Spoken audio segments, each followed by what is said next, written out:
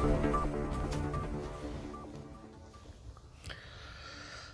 قوشتېپې کانال په اړه تازه او ښه خبر. د افغان نیوز قدرمن لیدونکو پام وکړئ د نن ورځې تازه او مهم خبر ته. د قوشتېپې کانال شاوخوا ځمکو ته منظم پلان جوړیږي. د کرنې، اوبو لګولو او مالدارۍ وزارت چارواکو په مشرۍ د قوشتېپې کانال د شاوخوا ځمکو څخه د ښې ګټې اخیستنې په موخه د سرپرست حکومت د لوړپوړو چارواکو ترمنځ یوه غونډه جوړه شوه. په دې غونډه کې چې موخه یې د یاد کانال له شاوخوا ځمکو څخه د دښتې ګټې اخیستنې لپاره طرحه جوړول و، د ځینو وزارتونو سرپرست وزیرانو او یو شمېر نورو لوړپوړو چارواکو پکې ګډون کړی و.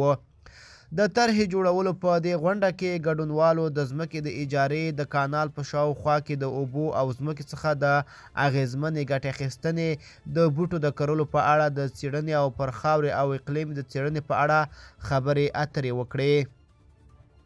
همداراز د کرنې او مالدارۍ وزارت چارواکو یوې کمیټې ته دنده سپارلې چې پر دې موضوع کار وکړي او د اړتیا په صورت کې سیمې ته انجینران هم واستوي تر څو په ګډه پرې کار وکړي.